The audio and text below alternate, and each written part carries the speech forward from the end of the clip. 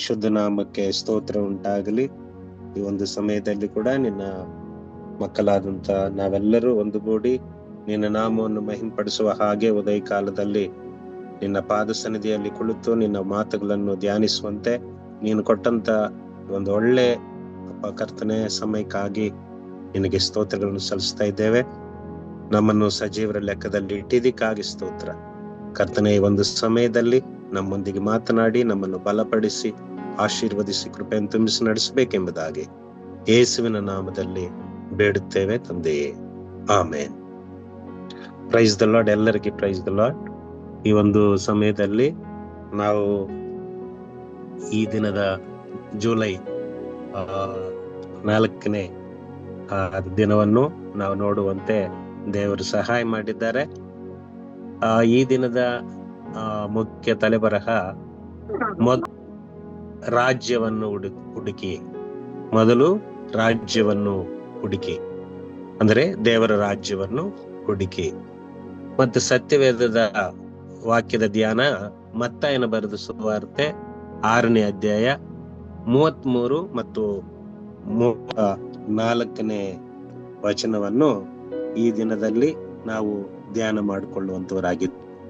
ಪ್ರೀತಿಯುಳ್ಳವರೇ, ಈ ಒಂದು 6ನೇ ಅಧ್ಯಾಯ ನಾವು ಧ್ಯಾನ ಮಾಡ್ತಾ ಬರ್ತಾ ಇದ್ದೀವಿ, ಕ್ರಮಬದ್ಧವಾಗಿ ಧ್ಯಾನ ಮಾಡ್ತಾ ಬರ್ತಾ ಇದ್ದೀವಿ. ದೇವರ ಸೇವಕರೊಂದಿಗೆ ಅದ್ಭುತವಾದಂತ ರೀತಿಯಲ್ಲಿ ದೇವರು ಮಾತನಾಡಿದ್ದಾರೆ. ಈ 33, 34ನೇ ವಚನಗಳಲ್ಲಿ ಕೂಡ ನಾವು ಓದುವುದಾದ್ರೆ, ಹೀಗಿರುವುದರಿಂದ ನೀವು ಮೊದಲು ದೇವರ ರಾಜ್ಯಕ್ಕಾಗಿಯೂ ನೀತಿಗಾಗಿಯೂ ತವಕ ಪಡ್ರಿ, ಇವುಗಳು ಕೂಡ ಅವೆಲ್ಲವೂ ನಿಮಗೆ ದೊರಕುವವು. 34ನೇ ವಚನ, ಆದ್ರಿಂದ ನಾಳಿನ ವಿಷಯವಾಗಿ ಚಿಂತೆ ಮಾಡಬೇಡ್ರಿ, ನಾಳಿನ ದಿನವು ತನ್ನದನ್ನು ತಾನೇ ಚಿಂತಿಸಿಕೊಳ್ಳುವುದು, ಆ ಹೊತ್ತಿನ ಕಾಟ ಆ ಹೊತ್ತಿಗೆ ಸಾಕು ಎಂಬುದಾಗಿ. ಇಲ್ಲಿ ಗಮನಿಸಿ ನೋಡುವಾಗ ಯೇಸು ಸ್ವಾಮಿಯವರು ಈ ವಚನಗಳಲ್ಲಿ ಮುಖ್ಯವಾಗಿ ಇವತ್ತಿನ ಬಾಯಿಪಟ್ಟ ವಚನ ಕೂಡ ಅದೇ ಇದೆ. ನೀವು ಮೊದಲು ದೇವರ ರಾಜ್ಯಕ್ಕಾಗಿಯೂ ನೀತಿಗಾಗಿ ತವಕ ಪಡ್ರಿ ಎಂಬುದಾಗಿ. ಈ ವಚನದಲ್ಲಿ ಗಮನಿಸಿ ನೋಡುವಾಗ ಜೀವನದ ಆದ್ಯತೆ ಏನಾಗಿರಬೇಕು ಎಂದು ಯೇಸು ಸ್ವಾಮಿ ನಮಗೆ ತಿಳಿಪಡಿಸ್ತಾರೆ. ಈ ಲೋಕದಲ್ಲಿ ಆಹಾರ, ಬಟ್ಟೆ, ನಾಲಿನ ಚಿಂತೆ ಇವುಗಳ ಬಗ್ಗೆ ಮಾತ್ರ ಮನಸ್ಸಿಡದೆ ಮೊದಲನೇದಾಗಿ ದೇವರ ರಾಜ್ಯಕ್ಕಾಗಿ ನೀತಿಗಾಗಿ ನಾವು ತವಕ ಪಡಬೇಕು ಎಂಬುದಾಗಿ. ಪ್ರಿಯರೇ, ನಾವೊಂದು ವಿಷಯವನ್ನು ನಾವು ತಿಳ್ಕೊಳ್ಬೇಕು. ನಾವು ಮೊಟ್ಟ ಮೊದಲನೇದಾಗಿ ದೇವರ ರಾಜ್ಯಕ್ಕಾಗಿ ನಾವು ತವಕ ಪಟ್ಟಾಗ ಈ ಭೂಲೋಕದಲ್ಲಿ ನಮಗೆ ಏನೇನು ಬೇಕೋ ಎಲ್ಲವನ್ನು ಕೂಡ ದೇವರು ಒದಗಿಸುತ್ತಾರೆ. ನಾವು ಈ ಲೋಕದ ಕಾರ್ಯಗಳ ಮೇಲೆ ಮನಸ್ಸಿಡುವಾಗ ನಮಗೆ ಒಂದು ವೇಳೆ ಈ ಲೋಕದಲ್ಲಿ ಸಂಪತ್ತು ಮತ್ತು ಬೇಕಾದಂತ ಎಲ್ಲ ಸಕಲ ಸೌಕರ್ಯಗಳು ನಮಗೆ ದೊರೆಯಬಹುದು. ಆದ್ರೆ ಪರಲೋಕವನ್ನು ಅಂದ್ರೆ ದೇವರ ರಾಜ್ಯವನ್ನು ಮಿಸ್ ಮಾಡ್ಕೊಳ್ತೀವಿ. ಆದ್ರೆ ಯಾವ ಒಂದು ವ್ಯಕ್ತಿ ದೇವರ ರಾಜ್ಯವನ್ನು ಮೊದಲನೇ ಸ್ಥಾನವಾಗಿ ತನ್ನ ಜೀವಿತದಲ್ಲಿ ದೇವರನ್ನು ಮೊದಲನೇ ಸ್ಥಾನಕ್ಕೆ ಇಡ್ತಾರೋ ಅವರಿಗೆ ಪರಲೋಕನೂ ಸಿಗುತ್ತೆ, ಮತ್ತೆ ಭೂಲೋಕದಲ್ಲಿ ಏನೇನು ಬೇಕೋ ಎಲ್ಲ ಅಗತ್ಯತೆಗಳನ್ನು ಕೂಡ ದೇವರು ಪೂರೈಸುವಂತವರಾಗಿ ಎರಡೂ ಸಿಗತ್ತೆ. ಆದ್ರೆ ಈ ಭೂಲೋಕವನ್ನು ಮಾತ್ರ ನಾವು ನಿರೀಕ್ಷಿಸಿಕೊಂಡಿದ್ರೆ ಭೂಲೋಕದಲ್ಲಿ ಏನೇನು ಎಲ್ಲ ಸಿಗಬಹುದೇನೋ, ಆದ್ರೆ ಪರಲೋಕ ನಾವು ಮಿಸ್ ಮಾಡ್ಕೊಳ್ಬೇಕಾಗುತ್ತೆ. ಅದರಿಂದ ಪ್ರಿಯರೇ, ಇಲ್ಲಿ ಏಸಪ್ಪ ನಮಗೆ ತಿಳಿಪಡಿಸುವಂತದ್ದು ಏನಪ್ಪಾ ಅಂತಂದ್ರೆ, ಮೊದಲು ದೇವರ ರಾಜ್ಯವನ್ನು ಹುಡುಕಿರಿ, ಅದು ಶಾಶ್ವತ, ಈ ಲೋಕ ಶಾಶ್ವತವಲ್ಲ ಅನ್ನುವಂಥದ್ದು ನಾವು ತಿಳ್ಕೊಳ್ಬೇಕು. ಅದನ್ನೇ ಏಸಪ್ಪ ತನ್ನ ಪ್ರಸಂಗದಲ್ಲಿ, ಬೆಟ್ಟದ ಪ್ರಸಂಗದಲ್ಲಿ ಅವರು ಅನೇಕ ಉತ್ತಮವಾದಂತ ಸಂಗತಿಗಳನ್ನು ನಮಗೆ ನಿತ್ಯ ರಾಜ್ಯದ ಕುರಿತು ನಮಗೆ ತಿಳಿಪಡಿಸುವಂತ ವಿಷಯಗಳನ್ನು ಗಮನಿಸುವಂತವರಾಗಿದ್ದೇವೆ. ಆದುದರಿಂದ ಈ ಒಂದು ಸಮಯದಲ್ಲಿ 5 ವಿಷಯಗಳನ್ನು ನಿಮಗೆ ತಿಳಿಪಡಿಸಿ ನಾನು ಈ ಪ್ರಸ್ತಾಪವನ್ನು ಮುಕ್ತಾಯ ಮಾಡ್ತೀನಿ. ಪ್ರೀತಿ ಉಳ್ಳವರೇ, ಮೊಟ್ಟ ಮೊದಲನೇದಾಗಿ ದೇವರಿಗೆ ಮೊದಲನೇ ಸ್ಥಾನ ನೀಡುವಂಥದ್ದು ನಾವು ಕಲ್ತ್ಕೊಳ್ಬೇಕು. ಧರ್ಮೋಪದೇಶ ಕಾಂಡ 6ನೇ ಅಧ್ಯಾಯ 5ನೇ ವಚನದಲ್ಲಿ ನೀವು ಗಮನಿಸಿ ನೋಡುವಾಗ, ನೀವು ನಿಮ್ಮ ದೇವರಾದ ಯೆಹೋವನನ್ನು ಪೂರ್ಣ ಹೃದಯದಿಂದಲೂ ಪೂರ್ಣ ಪ್ರಾಣದಿಂದಲೂ ಪೂರ್ಣ ಶಕ್ತಿಯಿಂದಲೂ ಪ್ರೀತಿಸಬೇಕು ಎಂಬುದಾಗಿ ನಾವು ವಾಕ್ಯದಲ್ಲಿ ನಾವು ನೋಡ್ತೀವಿ. ಯಾಕಂತಂದ್ರೆ ದೇವರಿಗೆ ಮೊದಲನೇ ಸ್ಥಾನ ಕೊಡುವಂತವರು ಪ್ರತಿಯೊಬ್ಬೊಬ್ಬರು ಕೂಡ ಹೃದಯದಲ್ಲಿ ದೇವರಿಗೆ ಯಾವಾಗಲೂ ಕೂಡ ಆತನನ್ನು ಹೃದಯದಿಂದ, ಪೂರ್ಣ ಪ್ರಾಣದಿಂದ, ಪೂರ್ಣ ಶಕ್ತಿಯಿಂದ, ಆತನ ಪೂರ್ಣ ಹೃದಯದಿಂದ ಆತನನ್ನು ನಾವು ಪ್ರೀತಿಸುವಂತವರಾಗಿರ್ತೇವೆ. ಅದಕ್ಕೆ ದೇವರಿಗೆ ಮೊದಲನೇ ಸ್ಥಾನ. ಆದ್ರೆ ಅನೇಕ ಮಂದಿ ಗಮನಿಸಿ ನೋಡುವಾಗ ದೇವರಿಗೆ ಮೊದಲನೇ ಸ್ಥಾನ ಕೊಡಲ್ಲ. ಮೊದಲನೇ ಸ್ಥಾನ ಏನು, ಲೋಕದ ಕಾರ್ಯಗಳಿಗೋಸ್ಕರ, ಮತ್ತೆ ತಮಗೋಸ್ಕರ, ತಮ್ಮ ಅಗತ್ಯತೆಗಳಿಗೋಸ್ಕರ ಯಾವಾಗಲೂ ಕೂಡ ಅದಕ್ಕೆ ಮೊದಲನೇ ಸ್ಥಾನ ಕೊಡ್ತಾರೆ. ಆಮೇಲೆ ಕೊನೆಯದಾಗಿ ದೇವರು. ನೀವು ಲೋಕದ ರೀತಿಯಾಗಿ ನೋಡುವಾಗ ತಂದೆ, ತಾಯಿ, ಗುರು, ದೈವ ಅಂತ ಲಾಸ್ಟ್ಗೆ ದೇವರನ್ನು ಸೇರಿಸ್ಬಿಟ್ಟಿದ್ದಾರೆ ಅಲ್ವಾ. ಆದ್ರೆ ಮೊಟ್ಟ ಮೊದಲನೇದಾಗಿ ದೇವರು, ಆಮೇಲೆನೆ ನಮ್ಮ ಕುಟುಂಬ ಅಂದ್ರೆ ತಂದೆ ತಾಯಿ, ಆಮೇಲೆನೆ ಗುರು. ಅಂದ್ರೆ ಮುಖ್ಯವಾಗಿ ದೇವರನ್ನು ನಾವು ಮೊದಲನೇ ಸ್ಥಾನದಲ್ಲಿ ಇಡಬೇಕನ್ನುವಂಥದ್ದು ಬಹಳ ಪ್ರಾಮುಖ್ಯ. ಅದಕ್ಕೆ ಉದಾಹರಣೆಗೆ ನೀವು ಗಮನಿಸಿ ನೋಡುವುದಾದ್ರೆ ಅನೇಕ ವಚನಗಳು ನಾವು ನೋಡಬಹುದು. ಅದರಲ್ಲಿ ಮುಖ್ಯವಾಗಿ ಈ ರೀತಿಯಾಗಿ ಜೀವಿಸಿದಂತವರು ಅನೇಕ ಮಂದಿ ಸತ್ಯವೇದದಲ್ಲಿ ನಾವು ನೋಡ್ತಾ ಇದ್ವಿ. ದೇವರ ರಾಜ್ಯಕ್ಕೆ ಮೊದಲನೇ ಸ್ಥಾನ, ದೇವರಿಗೆ ಮೊದಲನೇ ಸ್ಥಾನ ಕೊಟ್ಟಿರುವಂತದ್ದು. ಉದಾಹರಣೆಗೆ ಅಬ್ರಹಾಂ. ನೀವು ಅಬ್ರಹಾಂ ನೋಡಿದ್ರೆ ದೇವರ ಕರೆಯನ್ನು ತಕ್ಷಣವೇ ಅನುಸರಿಸಿ ತನ್ನ ದೇಶವನ್ನು ಬಿಟ್ಟು ದೇವರು ತೋರಿಸುವಂತ ಸ್ಥಳಕ್ಕೆ ಹೊರಟೋದ್ರು. ಆದಿಕಾಂಡ 12ನೇ ಅಧ್ಯಾಯ 1ರಿಂದ 4 ವಚನಗಳನ್ನು ನಾವು ನೋಡ್ತೀವಿ. ಅಂದ್ರೆ ದೇವರ ಎಲ್ಲವನ್ನು ಬಿಟ್ಬಿಟ್ರು. ದೇವ್ರು ಏನ್ ಹೇಳಿದ್ರು, ದೇವ್ರು ಏನ್ ತೋರಿಸ್ತಾ ಇದ್ರು, ಎಲ್ಲಿಗೆ ಹೋಗಿ ಅಂತ ಹೇಳಿದ್ರು, ತಕ್ಷಣ ಆ ಮಾತಿಗೆ ವಿಧೇಯರಾಗಿ ಅವರು ಹೋದ್ರು. ಇವತ್ತು ಕೂಡ ದೇವರು ನಮ್ಮನ್ನು ಪ್ರತಿಯೊಬ್ಬೊಬ್ಬರನ್ನು ಕೂಡ ತನ್ನ ಸೇವೆಯಲ್ಲಿ ಆತನು ನೇಮಿಸಿದಂತ ಸ್ಥಳಗಳಲ್ಲಿ ಇದ್ದುಕೊಂಡು ದೇವರ ರಾಜ್ಯಕ್ಕಾಗಿ ನಾವು ಪ್ರತಿಯೊಬ್ಬೊಬ್ಬರು ಕೂಡ ಸುವಾರ್ತೆಯನ್ನು ಸಾರುತ್ತಾ ಕರ್ತನನ್ನು ಮಹಿಂಪಡಿಸುವಂತವರಾಗಿದ್ದೇವೆ. ಖಂಡಿತ ದೇವರು ನಮಗೆಲ್ಲವನ್ನು ಕೂಡ ಒದಗಿಸುತ್ತಾರೆ ಅನ್ನುವಂಥದ್ದು ನಾವೆಂದಿಗೂ ಕೂಡ ಮರೆಯಬಾರದು. ಅದರಿಂದ ನಾವು ದೇವರಿಗೆ ಮೊದಲನೇ ಸ್ಥಾನ ಕೊಡೋಣ. ಇದು ಮೊದಲನೇದಾಗಿ. ಎರಡನೇದಾಗಿ ನಾವು ನೋಡುವಾಗ ದೇವರ ರಾಜ್ಯವನ್ನು ಹುಡುಕುವುದು. ಅಂದ್ರೆ ದೇವರ ರಾಜ್ಯವನ್ನು ಹುಡುಕು. ದೇವರ ರಾಜ್ಯ ನಾವು ಯಾವಾಗಲೂ ಕೂಡ ಪರಲೋಕ ರಾಜ್ಯ ನಮಗಿದೆ, ಅದು ನಿತ್ಯ, ಅಲ್ಲೇ ನಾವು ಸ್ಥಿರವಾಗಿ ಶಾಶ್ವತವಾಗಿ ನಾವು ಜೀವಿಸುವಂತ ಸ್ಥಳ ಅನ್ನುವಂಥದ್ದು. ಆ ದೇವರ ರಾಜ್ಯಕ್ಕೋಸ್ಕರ ನಾವು ಅನೇಕರನ್ನು ಸಿದ್ಧಪಡಿಸುವಂತ ಒಂದು ದೊಡ್ಡ ಜವಾಬ್ದಾರಿ ದೇವರು ನಮಗೆ ಕೊಟ್ಟಿದ್ದಾರೆ. ಶಿಷ್ಯರಿಗೆ ಇದೆಲ್ಲ ಕೂಡ ಬೋಧನೆ ಮಾಡ್ತಾ ಇದ್ದಾರೆ. ಬೆಟ್ಟದ ಪ್ರಸಂಗ ಅನೇಕ ಮಂದಿ ಇದ್ರು ಕೂಡ ಮೈನ್ ಆಗಿ ಶಿಷ್ಯರು. ಆದ್ರಿಂದ ಪ್ರಿಯರೇ, ನಾವು ಮೊಟ್ಟ ಮೊದಲನೇದಾಗಿ ದೇವರಿಗೆ ಮೊದಲನೇ ಸ್ಥಾನ ಕೊಡಬೇಕು. ಎರಡನೇದಾಗಿ ದೇವರ ರಾಜ್ಯವನ್ನು ನಾವು ಹುಡುಕಬೇಕು.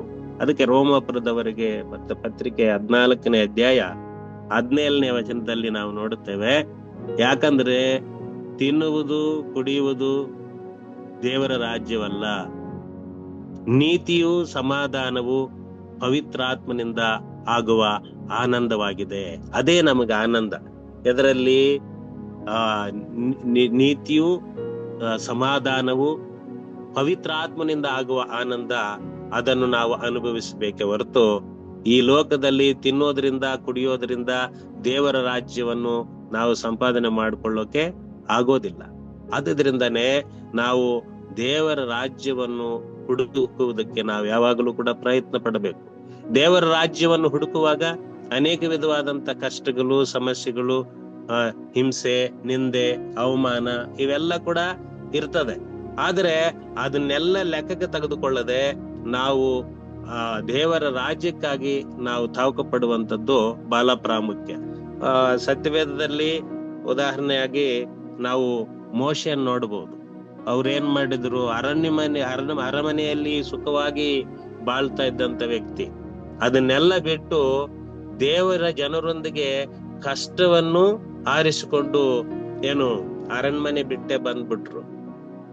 ಇಬ್ರಿ ಬರೆದ ಪತ್ರಿಕೆ 11ನೇ ಅಧ್ಯಾಯ 24ನೇ ವಚನದಿಂದ 26ನೇ ವಚನದವರೆಗೆ ನಾವು ನೋಡುವಾಗ ಆ ಒಂದು ನಾವು ನೋಡ್ತೀವಿ. ಯಾಕಂತಂದ್ರೆ ಅಲ್ಲಿ ಏನು ಅವರೊಂದಿಗೆ ಅರಣ್ಮನೆಯಲ್ಲಿ ಸುಖವಾಗಿರುವುದಕ್ಕಿಂತ ದೇವರ ಜನರೊಂದಿಗೆ ಕಷ್ಟವನ್ನು ಅನುಭವಿಸಿ ಅವರನ್ನು ನಿತ್ಯ ರಾಜ್ಯಕ್ಕೆ ನಡೆಸುವುದು ಅಂತ ಹೇಳಿ ದೇವರ ರಾಜ್ಯಕ್ಕೋಸ್ಕರ ಏನು ಕಷ್ಟವನ್ನು ಸಹಿಸಿಕೊಂಡಂತ ವ್ಯಕ್ತಿಯಾಗಿ ನಾವು ನೋಡ್ತೀವಿ. ಆದ್ರಿಂದ ಪ್ರಿಯರೇ, ಆ ನಿತ್ಯ ಕಾನಾನಿಗೆ ಮೋಶೆ ಜನರನ್ನು ನಡೆಸಿದ ಹಾಗೆ ಇವತ್ತು ನಾವೆಲ್ಲರೂ ಕೂಡ ಆ ನಿತ್ಯ ರಾಜ್ಯಕ್ಕೆ ನಾವು ಅನೇಕರನ್ನು ನಾವು ನಡೆಸಬೇಕು.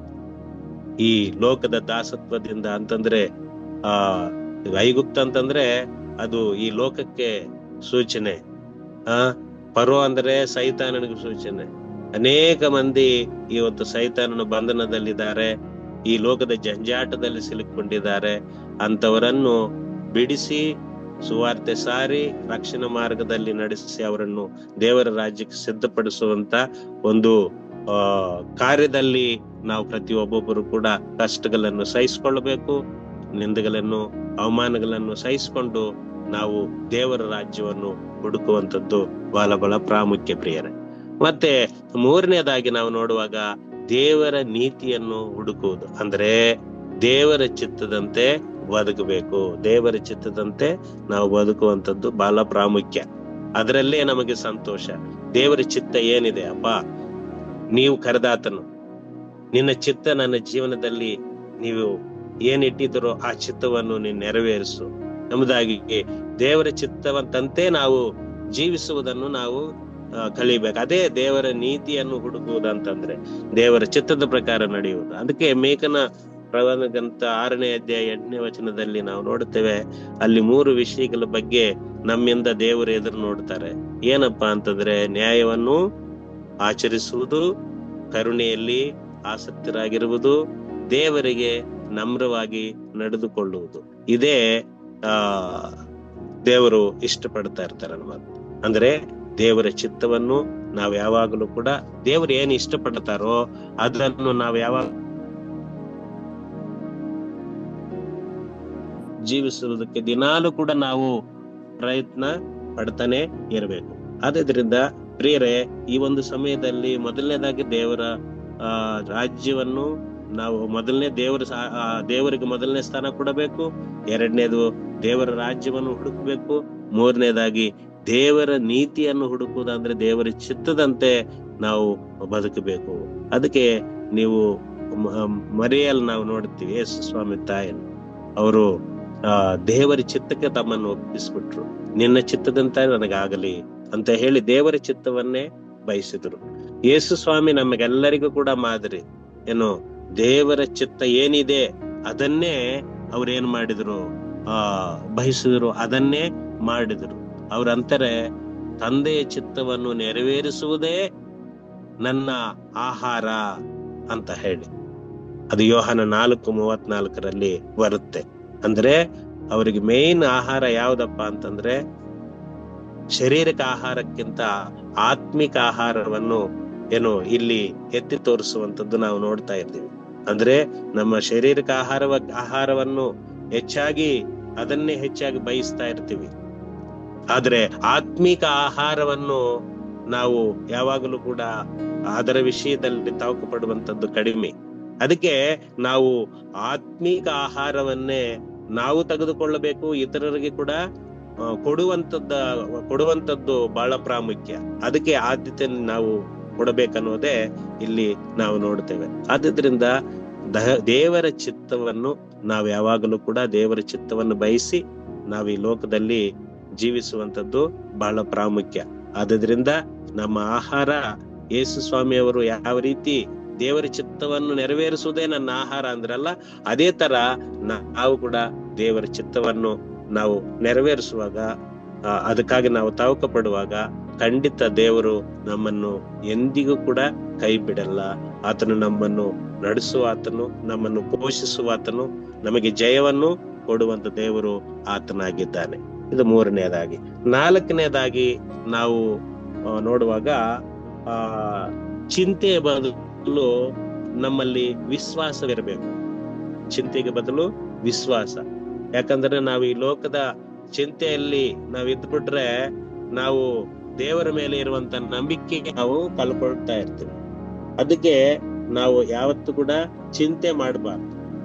ಚಿಂತೆ ಎಲ್ಲ ನಾವು ಈ ಲೋಕದಲ್ಲಿ ಆ ಚಿಂತೆ ಅನ್ನುವಂಥದ್ದು ದೇವರಿಂದನೂ ದೂರ ಮಾಡ್ತದೆ, ಮತ್ತೆ ನಮಗೆ ದೇವರ ಮೇಲೆ ಇಟ್ಟಿರುವಂತ ನಂಬಿಕೆಯನ್ನು ಇಲ್ಲದಂಗ ಆಗ್ಬಿಡುತ್ತೆ. ಅದಕ್ಕೆ ಆ ದೇವರ ವಾಕ್ಯದಲ್ಲಿ ನಾವು ನೋಡ್ತೀವಿ, ಯಾವ ಸಂಬಂಧವಾಗಿ ಚಿಂತೆ ಮಾಡದೆ ಸರ್ವ ವಿಷಯದಲ್ಲಿ ದೇವರ ಮುಂದೆ ಕೃತಜ್ಞತಾ ಸ್ತುತಿಯನ್ನು ಪ್ರಾರ್ಥನಾ ವಿಜ್ಞಾಪನೆಗಳನ್ನು ಮಾಡುತ್ತಾ ನಿಮಗೆ ಬೇಕಾದದ್ದನ್ನು ತಿಳಿಯಪಡಿಸಿರಿ. ನೋಡ್ರಿ ಅಂತ ಮಾತು. ಯಾವ ಸಂಬಂಧವಾಗಿ ಚಿಂತೆ ಮಾಡದೆ ಸರ್ವ ವಿಷಯದಲ್ಲಿ ದೇವರ ಮುಂದೆ ಕೃತಜ್ಞತಾ ಸ್ತುತಿಯನ್ನು ಪ್ರಾರ್ಥನಾ ವಿಜ್ಞಾಪನೆಗಳನ್ನು ಮಾಡುತ್ತಾ ನಿಮಗೆ ಏನು ಬೇಕಾದದ್ದನ್ನು ತಿಳಿಯಪಡಿಸಿರಿ. ಏನು ಬೇಕಾಗಿದೋ ಅದು ತಿಳಿಯಪಡಿಸಿರಿ ಅಂತ ದೇವರೇ ವಾಗ್ದಾನ ಮಾಡಿದ್ದಾರೆ.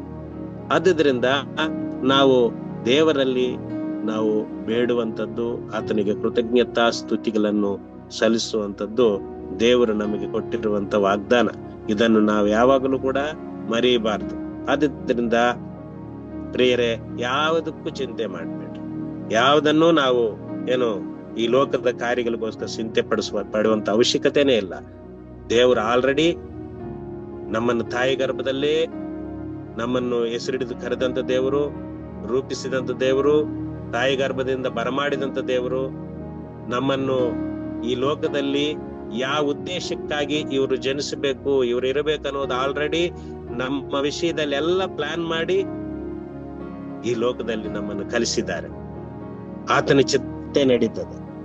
ಆತನೇ ನಮ್ಮೆಲ್ಲ ಚಿಂತೆ ಭಾರಗಳನ್ನು ಆತನು ತೆಗೆದಾಕಿ ನಮಗೆ ಜಯವನ್ನು ಕೊಡುವ ಆತನು.